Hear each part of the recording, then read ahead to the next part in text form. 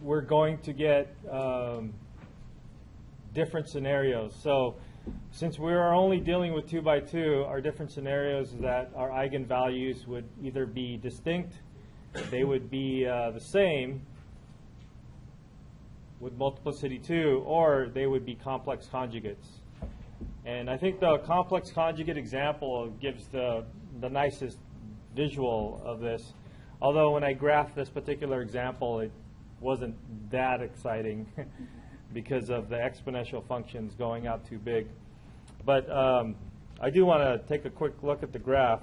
And I thought I had a copy of it already, but I think I have to redo it. This is where we ended last time. And so I'll pick it up from here.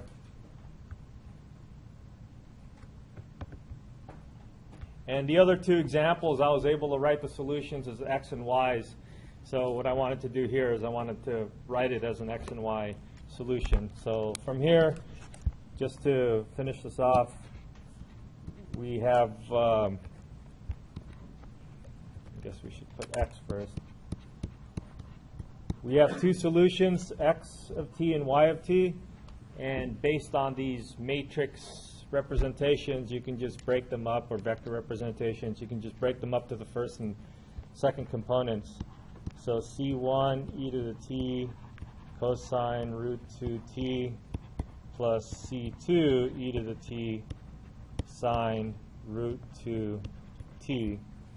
And then the y of t, looking at the second component of each, is c1 and then negative root 2 over 2 e to the t sine root 2t plus c2 root 2 over 2 e to the t cosine root 2t. Okay? All right, so let's take a look at this in the graph. Well, it's hard to look at families of these things. No, actually it's not, because I can just provide some sliders and stuff, but well, maybe we'll do that. So A equals some parameters that go from, let's say, negative 3 to 3, and then B equals some parameters that go between negative 3 to 3 also. All right, so our function is going to be an x and y function, so we'll write it as a vector function, and then we have c1, which we'll call a, times e to the x, or to the t,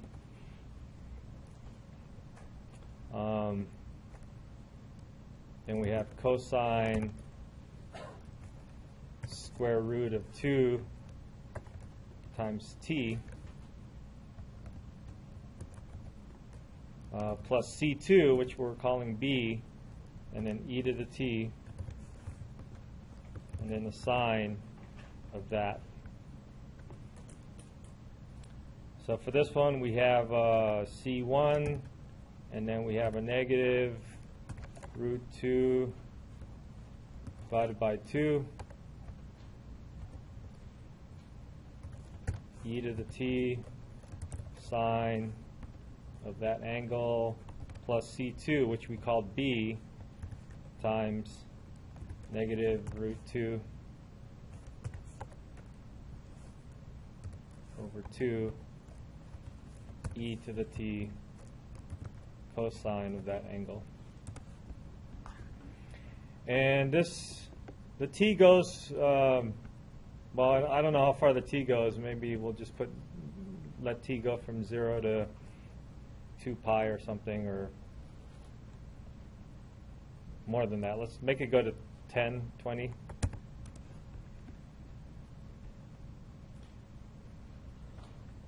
And let me adjust the slider so that A is 1.2 or something like that, and then B is 0.3, something positive. All right, so this is how your graph would look like, and because e to the t is there, it's going to make this expand. So we're not going to get a very nice picture unless we scale the e to the t. But I can zoom out, and as I zoom out, you see it's actually some sort of a spiraling kind of a path.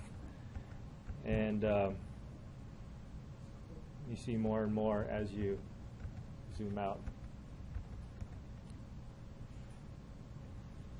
All right, so that's the general idea for these things, and then depending on your initial conditions, which we haven't really talked much about, this thing can switch over in many different ways depending on what your initial condition looks like.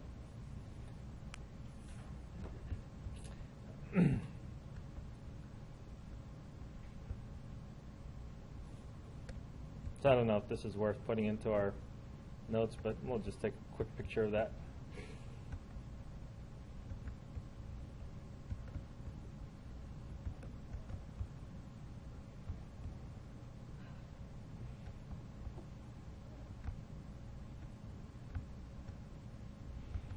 Okay. So speaking of initial conditions, maybe we should do a problem with an initial condition. So let's do one more quick problem, and then we'll jump into reviewing for the final. And I was looking for an example in the book.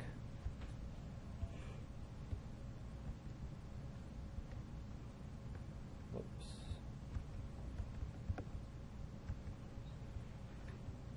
And here's a couple of initial value problems. Again, we're going to stick with a 2 by 2. The idea behind a 3 by 3 is the same thing, you know, eigenvalues and eigenvectors, and then put it together and stuff like that. So on the test, you'll have a problem. You'll have an initial value problem that's a 2 by 2.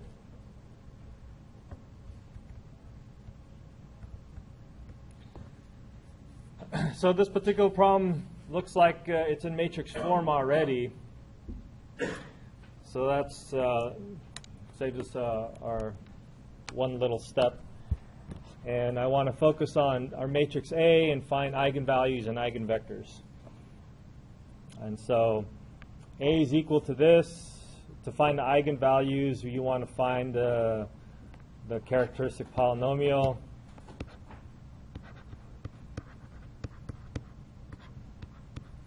And the characteristic polynomial is going to be the determinant of 2 minus lambda, 4, -1, 6 minus lambda. And then you can multiply that out. 2 minus lambda, 6 minus lambda, minus -4. So FOIL, you get x squared positive. You have -6 and a -2, that's -8 lambda, and then you have 12, but then you have to add 4 to it, so that makes 16. So I think we have a case where we have x minus 4 squared. We have a root of lambda is equal to 4 with multiplicity 2. All right? So let's find the eigenvectors. If we can get 2 eigenvectors, then we can write it or formed a certain way, but I only kind of did an example where you're prepared to hopefully just get 1 eigenvector. So let's see what the eigenvector here is going to look like. To find the eigenvector for lambda is equal to 4, you want to put lambda is equal to 4 into this determinant business, into this matrix. So 2 minus 4 is -2, and 6 minus 4 is +2. And you want to solve for this where this is a system, a homogeneous system of equations. And you can see that these two are exactly the same. And like I said, you're probably going to be just focusing on one of these. I guess it doesn't matter which one you pick. But since the bottom one looks like it's a little bit easier, I'll say my x, I call it x, I call it something else. No, the K1, K2. So I want to solve for K. So minus K1 plus 2 K2 is equal to 0, so you find the relationships for this. K1 is equal to 2K2. So if you let K2 equal to 1, then K1 is equal to 2. So let K2 equal to 1. That implies that K2 or K1 is equal to 2. So that would be 2, 1 is your vector. You only found one vector. That's fine. So we know that the form of this differential equation should look like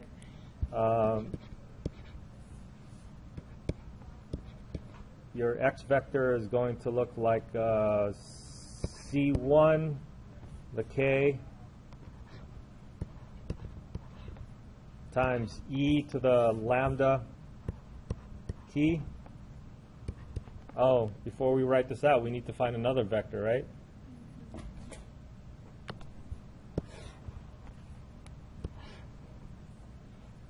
So we're not quite done here yet, because we need C2 times remember what it was? What is it? K. K is a vector. T, e to the lambda t. Or we know what k is equal to. Sorry, let me just fix that up. Might as well put the actual value k. Plus, and this is where we need to do a little bit more work, some p vector that we have to find times e to the lambda t.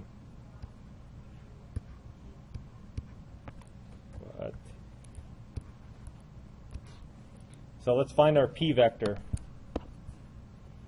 And remember, our p vector is a vector that would satisfy this equation, 1 minus lambda I times your p vector is equal to your k vector.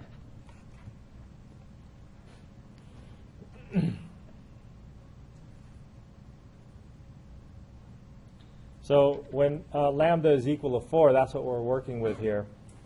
When lambda is equal to 4, the matrix part would look like this, the A minus lambda I. So this is minus 2, 4, minus 1, 2. And let's just call this P1 and P2. We'll solve for that. Is equal to K is 2, 1. So now let's take a look at this system. A non-homogeneous this time. Non-homogeneous means it's not 0. So we got negative 2P1 plus 4P2 is equal to 2. Negative P1 plus 2P2 is equal to 1.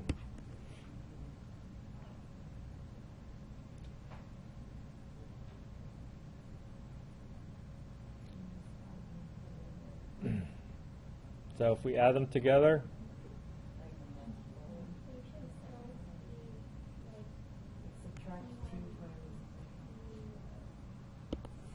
so maybe multiply this by negative 2 and then add. Oh, 0 is equal to 0. It's 0 at least, right? Okay, so that's good. So then again, we take this equation. Let's just take one of these equations. Negative P1 plus 2P2 is equal to 1. I took the second equation and then do that business where you let P1 equal to something and then you solve for P2 or whatever. So, and that'll work.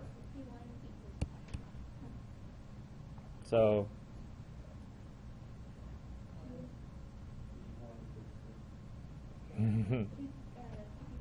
2P2 minus 1.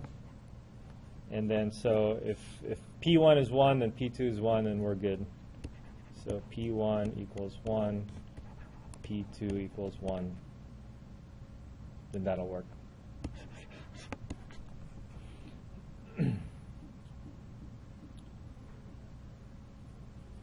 All right, so let's put that here.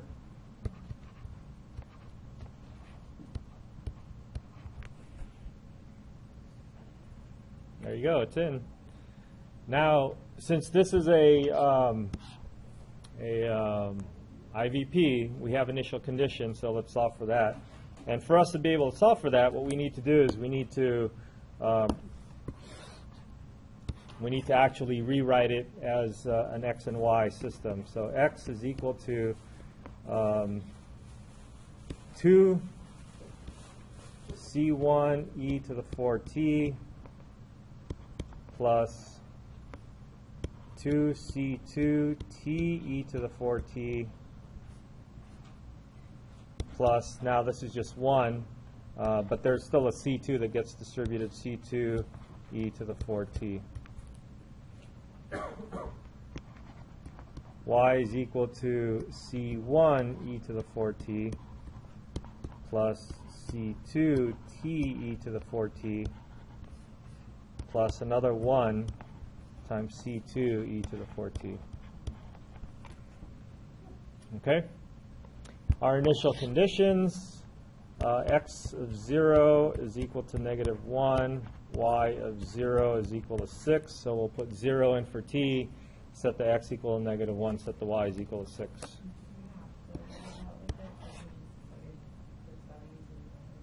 Yeah, you can plug in those values in the matrix here so that this is equal to, this would be -1, 6, and then you'll put 0 in, and it'll be the same thing.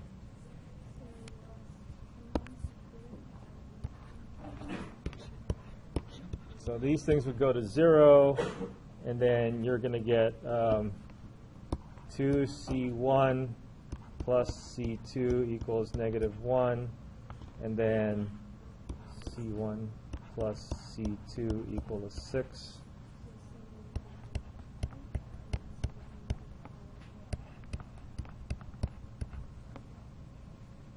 Okay, so that works out. Then we got our constants, which means we got our solution.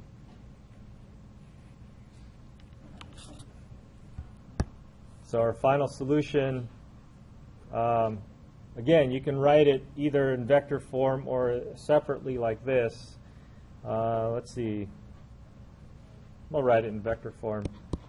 Hex equals C1 is -5, 2, 1, e to the 4t, plus C2 is 11, 2, 1, t to the 4t, plus 1, 1, e to the 4t,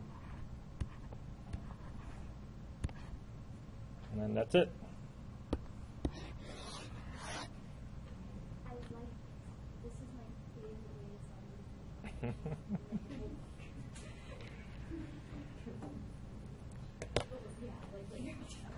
All right, is this good?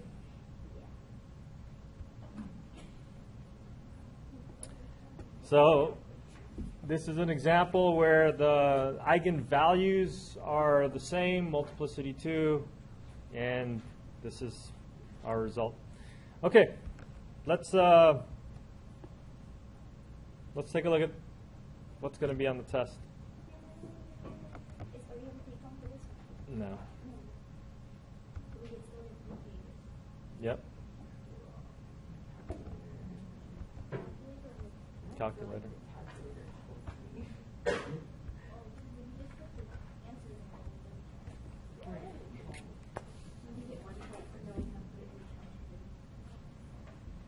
Wait, how many points is the exam? 100. So it'll be a 100-point exam. It's going to be weighed more. Yeah. All right, problem number 1 would be similar to the first page of our first test, where I just have differential equations, figure out the order, figure out what if it's linear or nonlinear, and any of those other types of things that that involve that kind of a problem. It also, some of them might also have a differential equation, and it would have a solution, and it would ask you to check if this is actually a solution for this differential equation. So identifying DEs and showing functions as a solution to the differential equation. So that's problem number 1. Okay, kind of like our first test. Problem number 2 would be solving a first-order differential equation. So again, related to the first test, you might have to do a simple separation of variables, or maybe you might have to find an integrating factor, or things like that.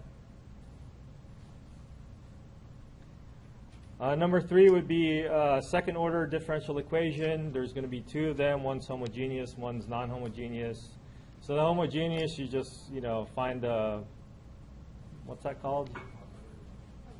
Auxiliary. Yeah. So find the auxiliary polynomial, solve for that, and then you figure out your e to the whatevers. And then non-homogeneous, you have a choice of doing variation of parameters, or what's the other one? What? You don't need, I don't think you need to do Green's theorem. I mean, you can, but that's more work than you need to do. I think it's set up so that it's variation of parameters or undetermined coefficients. Problem number 3, the homogeneous, the non-homogeneous.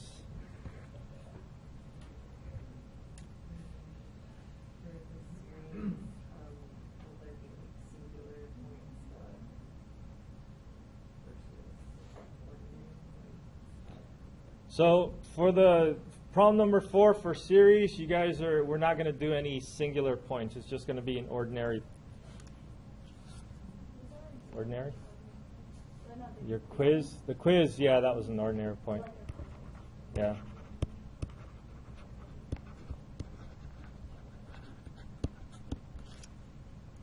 Okay. So we're looking for ordinary point. What you're interested in is you're interested in finding a pattern, right? And if you can find a pattern, then great. If not, you still need to write your solution, your equation, with the first few terms. Okay. So in other words, as you're doing this, you can't just say C3 is equal to this, and if you don't find a pattern, just put a period and stop. You have to actually write down your sum. Your solution is y is equal to the sum of c k x to the k. So regardless of whether you found a pattern for ck or not, you need to at least write down a few of these for your solution. Okay, if you don't write it down, then you're not giving me an answer to the differential equation.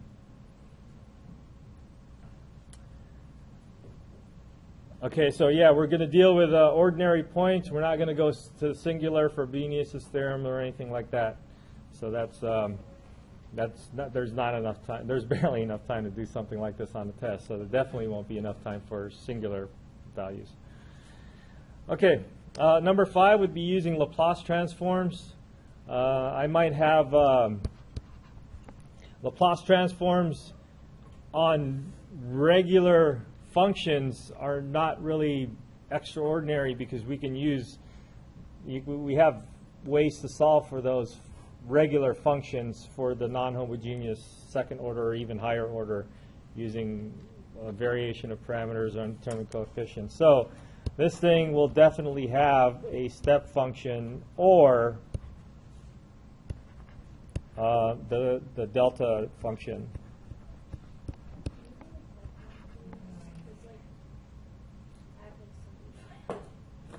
Oh, we'll see. We'll take a look at it. All right.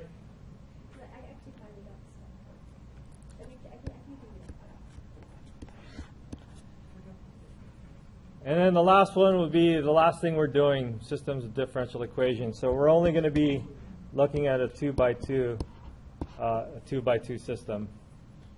Okay. I don't remember if it's a distinct or one multiplicity or whatever, but it's only a 2x2 system. All right, so going back to this, some other, what did I say? Undetermined coefficients. undetermined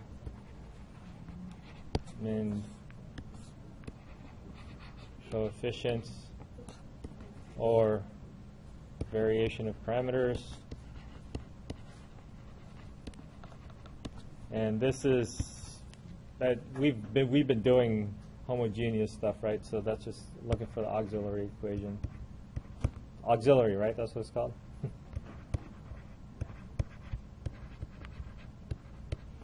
So the first order differential equations, we're looking at problems like separable or integrating factor.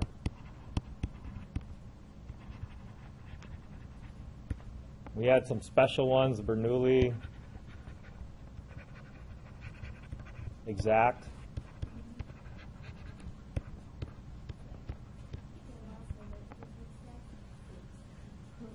Okay, so look at your first exam for that, and then for the second order stuff, look at your second exam. Say it again. The makeups should still be there, right? God. Well, I'll post the notes like I do normally.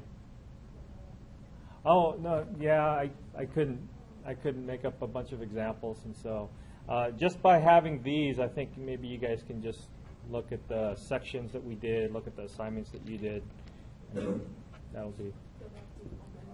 Yeah. Question? Any other questions? All right. You want to pick one of these? Series and the delta function.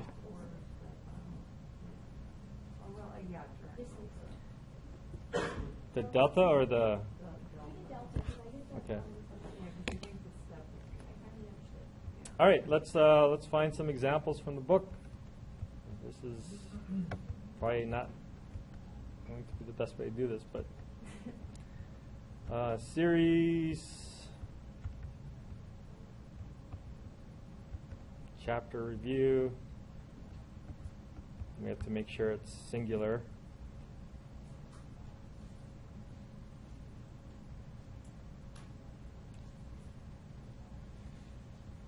Series method.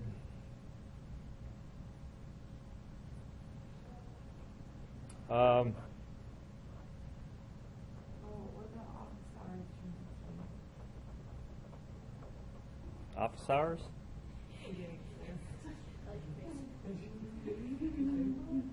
I can come by on Tuesday at the Learning Center, STEM Center, from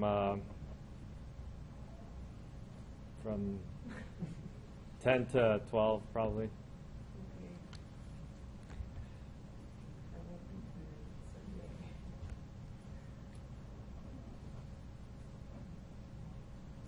Maybe I should go back to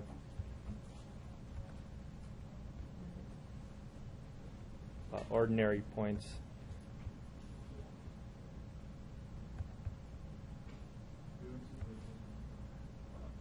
What? Yeah, but I do that sometimes if I just want to get to the exercise part. I go to the next one so that I can.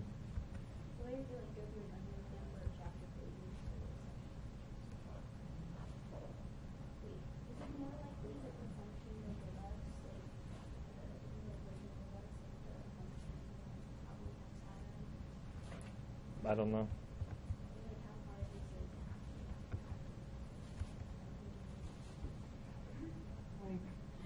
Will it seem like it's going to have a pattern and not have a pattern? Like what happens if you can't find, how do you write it all down? So if you can't find a pattern, just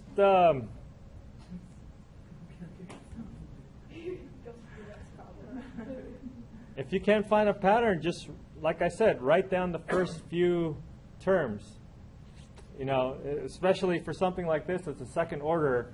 I know I'm going to have C1 and C2, or maybe C0 and C1, or C0 and C whatever. Yeah, I'm not going to give anything higher than that. So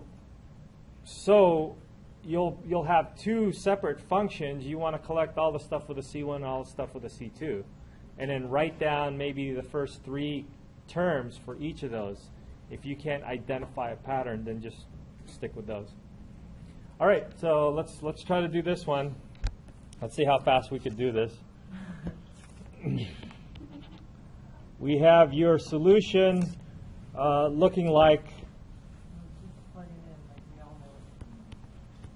k goes from 0 to infinity of ck x to the k, y prime, k goes from 0 to infinity of k ck x to the k minus 1. Actually, we start with 1 this time. And then we got y double prime, k goes from 2 to infinity of k minus 1 ck x to the k minus 2. So we'll put all that stuff in. We got the sum, k starts from 2 to infinity, k minus 1 ck x to the k minus 2, plus, I have this x squared, so I'm going to put this in after I write the sum. So k goes from 1 to infinity of k ck x to the k minus 1, but then I have to add 2 more. So what's that? K plus 1. And then I have an x here that I need to add onto this. So k goes from 0 to infinity of ck x to the k, and then 1 more. Okay? That's our first step. Now, I want to look at my powers, and I want all those powers to be the same. So it looks like they're off a little bit. So I have a choice of, I think maybe I might be interested in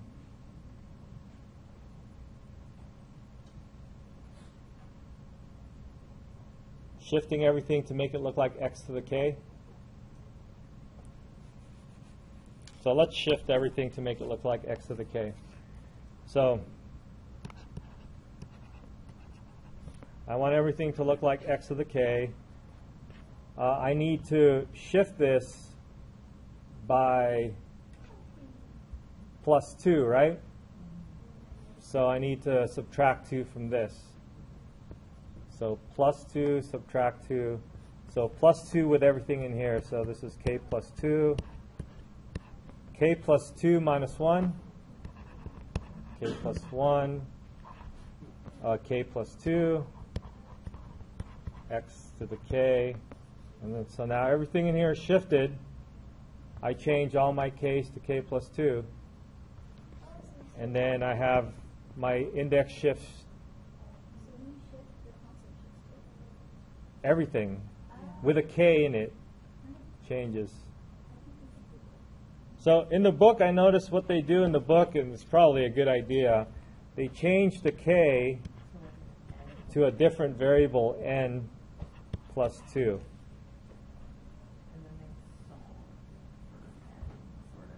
Well, they don't solve for n. Wherever you see a k, you put n plus 2. So n plus 2 minus 2 is n. So should we change everything into n's?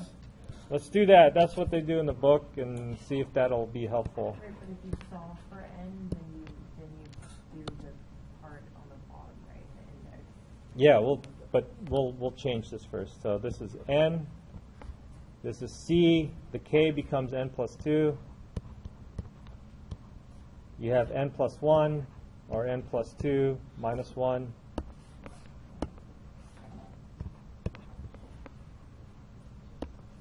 And then you have n plus 2. So the k becomes n plus 2. So all these things change. Let me just fix this up.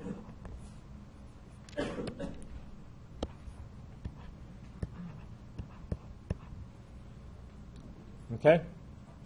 Now because of that shift, your k here is also going to shift. Now it's going to be n. And so this shifts down to 0.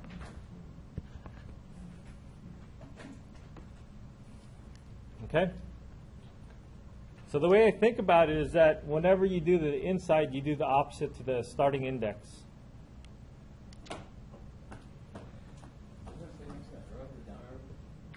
What? X to the k.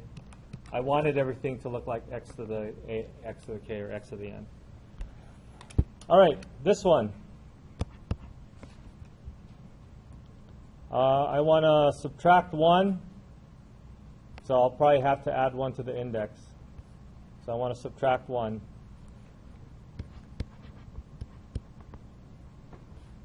Oh, we're doing n's now.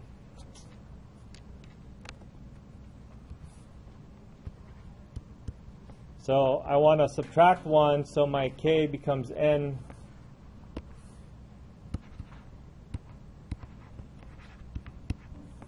So my k becomes n minus 1, c n minus 1, and then n minus 1 plus 1 is just n, so I have x to the n.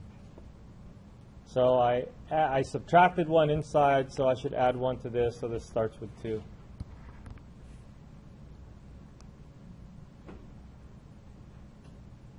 that okay? All right. Last one, I would subtract 1 again, so I would add 1 to the index. So n starts with 1, and I would subtract 1 over here. C n minus 1, x n minus 1 plus 1, and now I have matching powers. It's great that I have matching powers, but my indices don't start at the same place anymore. So now what I want to do, this is the largest index that I have. So I'm going to take out the n equals 0 and n equals 1 from here. So I'll let n equal to 0 and figure out what that term is and take it out of that sum.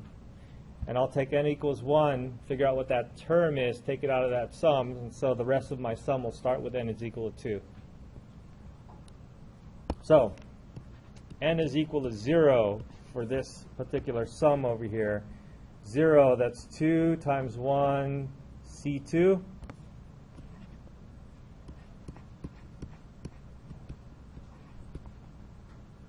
X to the 0 power. I'll just put it there.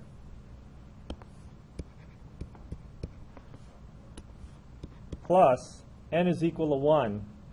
So when n is equal to 1, what do I have here? This is 3 times 2, C3, x to the first power. Plus, now I'm good. I'll just have the same series starting at 2.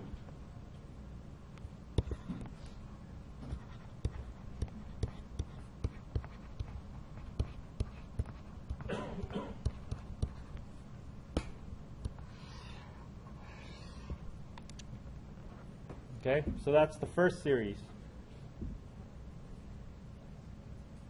that cool? The second series. Oh, that already starts with n is equal to 2. So let me just write that second series down.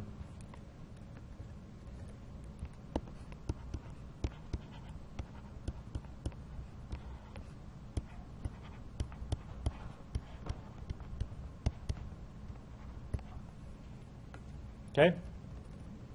Now the third series, I need to just take one of them out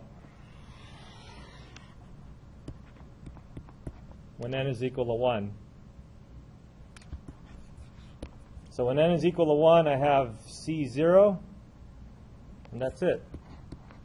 Right? X to the 0 power. And after I take that n is equal to 1 term out, my index now can start at n is equal to 2. And then it'll just be whatever that is.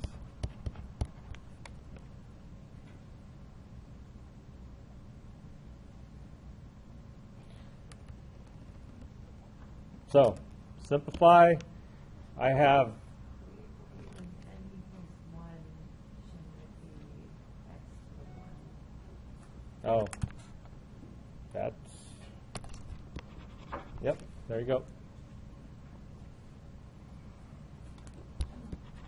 All right, so now let's write out our series. We have 2C2, that's it, plus 3 times 2, C3 times x, plus C naught, x to the first power, plus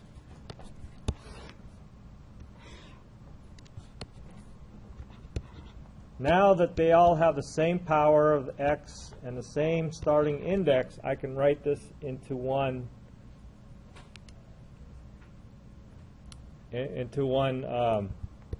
big sum.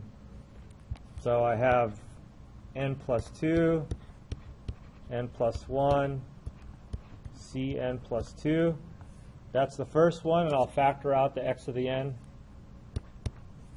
Plus my second one, n minus 1, Cn minus 1, plus Cn minus 1. Suppose I can combine those last two terms.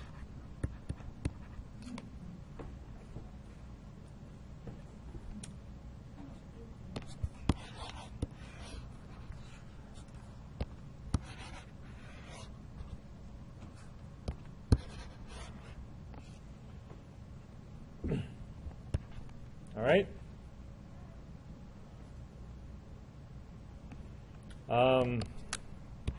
So let's just rewrite this. Just n Cn minus 1, right?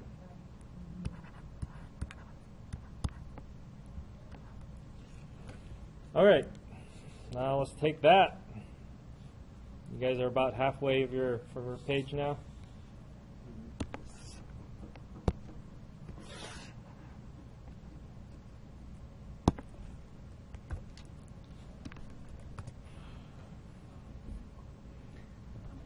So this thing starts with the x squared, so we have the constant term by itself over here, and then we got the linear term over here, and the rest would be higher order terms. So based on this, we can get all the coefficients are supposed to be equal to 0 because this is homogeneous. So 2C2 is equal to 0, which gives us C2 equal to 0. Okay. And now we have 3 times 2 C3 and factor out an x plus C naught equal to 0. And for these things, you generally want to solve for the higher term. So this will give us that C3 is equal to negative C naught divided by 3 times 2. Does that make sense? Okay, so those are the two terms outside. And now from here, we're going to let n is equal to 2, n is equal to 3, n is equal to 4 to see what kind of pattern we'll get. So n is equal to 2. Let's put 2 in there. We had 4 times 3, and this is C sub 4 plus n is equal to 2. 2 minus 1 is 1, C sub 1. And if this is equal to 0, our C sub 4 is equal to negative. Well, I'm going to keep the 2 here for now, for the sake of finding a pattern. 4 times 3. And if I can't find a pattern, then I'll combine those things, simplify it. All right. So let's try n is equal to 3. So when n is equal to 3, this is 5 times 4, C sub 5, plus when n is equal to 3,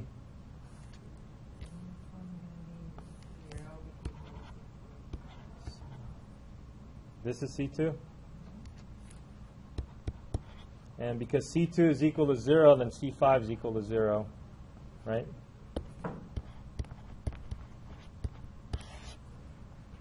So C5 would be something with a C2 in it, and that would just be 0.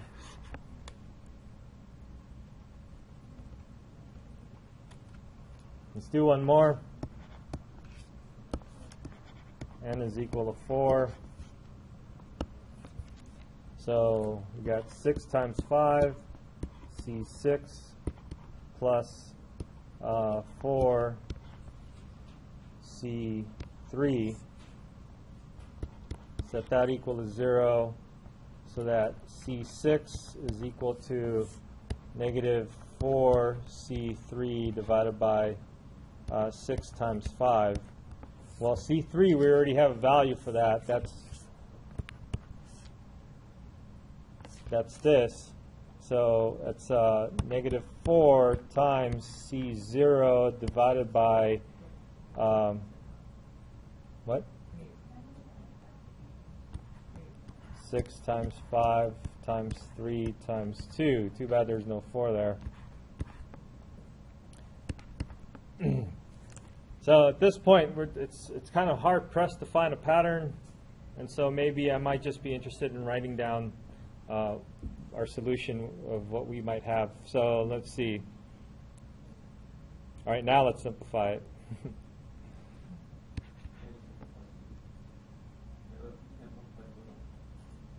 What?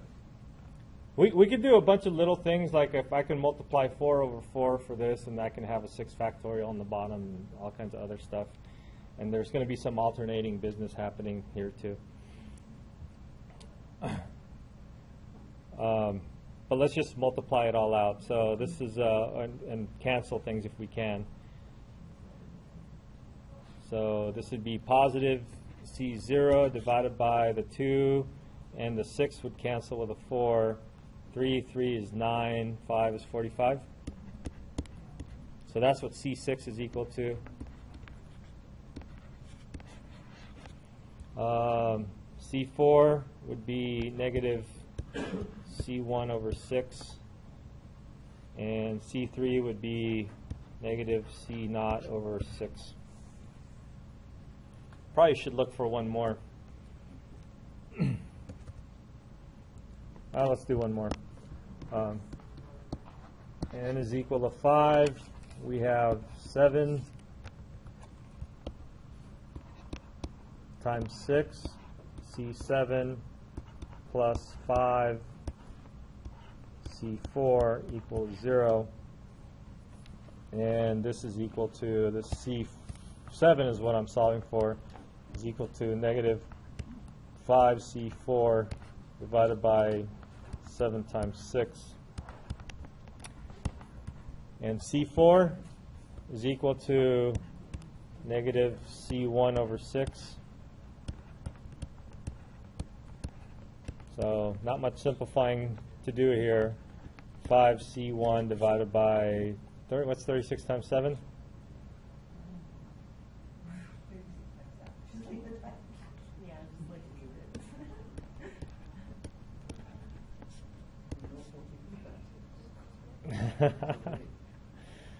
Whatever. 252. All right, we'll write it down. So our series, our solution is equal to n goes from 0 to infinity of Cn x to the n. So if we run through this and write things down, we can write down C0. C0 looks like it's going to be one of those arbitrary variables plus C1 x to the first power. I guess I'm going to write it out first. C1 is also an arbitrary variable. So C2 is 0. We'll make it disappear later. C3 is here. It's a function of C1, or it's in terms of C1. C4 is in terms of C1. I'm sorry, C3 is in terms of C0, and C4 is in terms of C1. So this is C0 plus C1x, and then this is gone. And then now I have C3, which is negative 1/6 times C naught.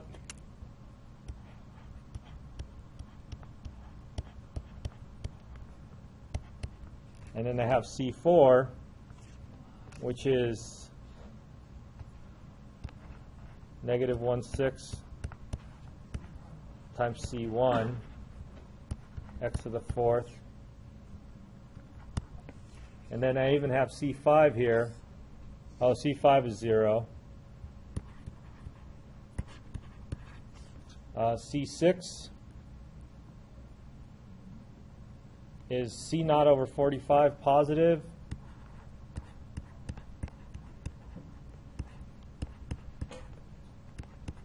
And C7 is C1 and then 5 over, what did you get, 242? 252 x to the 7th plus dot, dot, dot.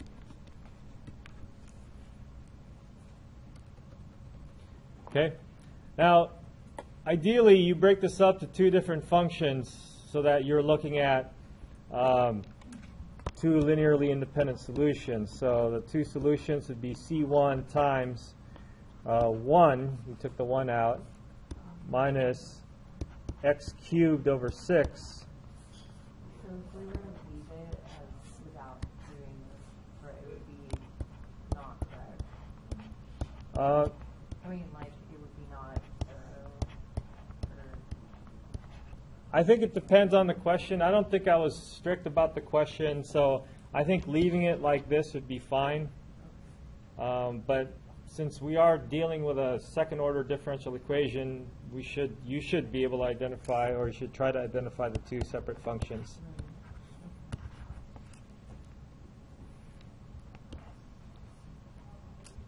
X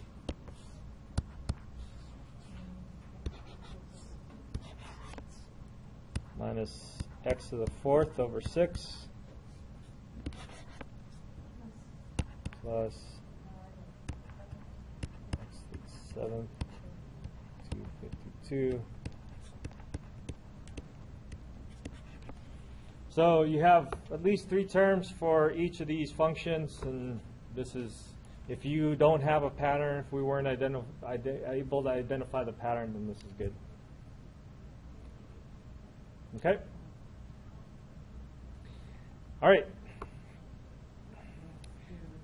So when you guys are doing the test, when you start this problem on series, check your time, and if you're spending more than 45 minutes on one problem, then you need to stop and move on. Okay? 45 is an arbitrary number I just popped in my head, so if you're spending more than an hour, more than 20 minutes, it's up to you how you want to divide up your test. Just remember, this is a layout for the test. Maybe if you write this down and then put some time limits for yourselves. Our test is going to be 3 hours, approximately. Then just put some time limits for yourselves here to say, I'm not going to spend more than this amount of time for this problem. Okay? All right. Do we have time? We can be done. I want to be done. Dirac delta or a step function?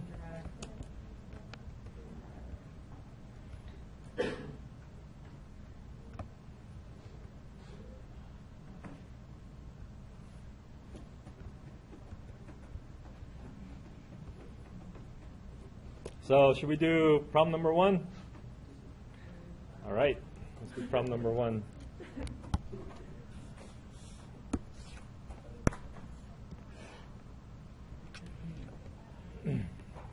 I don't know. Just for the sake of time. All right, so this is all laid out. We just need to do the Laplace transform of this thing. So we'll do the Laplace transform. The first derivative, the Laplace transform is s y of s minus y of 0. So that's the first one. Minus 3, and then the Laplace transform of just the regular function y is y of s. And this is where we need to do the delta step function, or the delta function, not the step function. So this becomes e to the negative 2s. And there's no corresponding function next to it, so we're good with that. Right? All right, so when this is equal to 0, that disappears. We just have a y of s that we're solving for. And so if we solve for that, y of s is equal to, let's bring the s minus 3 is what we'll have left, right, as a denominator. So let's write 1 over s minus 3 e to the negative 2s.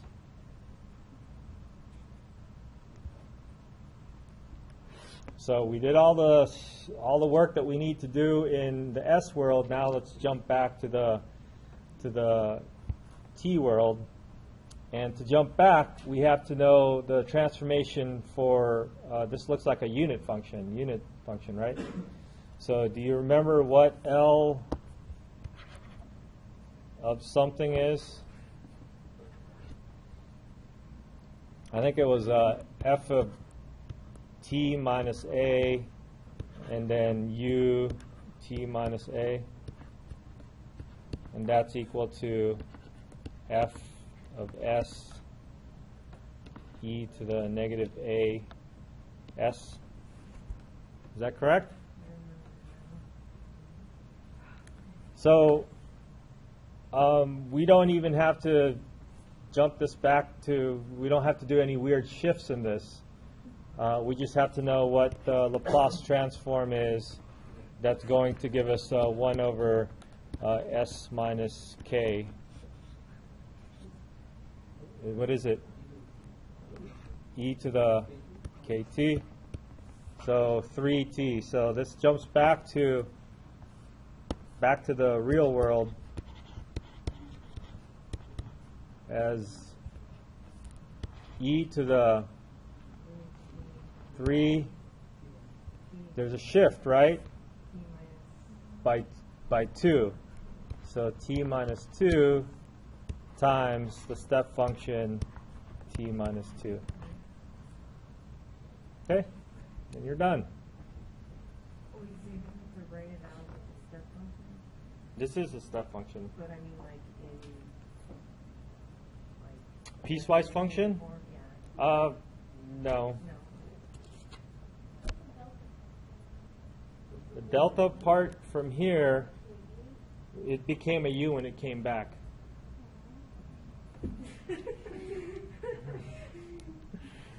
Oh. Okay.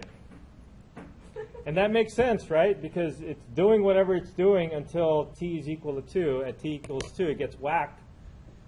And then something happens to it. And so this is now the function takes care of it from that point on. Okay, it looks like there's no initial condition, so it's just flat line until t is equal to 2. And then now it follows whatever pattern it's going to follow. All right. So you guys have the weekend. We come back on Thursday at 11 o'clock, ready to party. So good luck. Oh, it's during lunchtime, huh? So eat before you come. Are we going to post practice exam?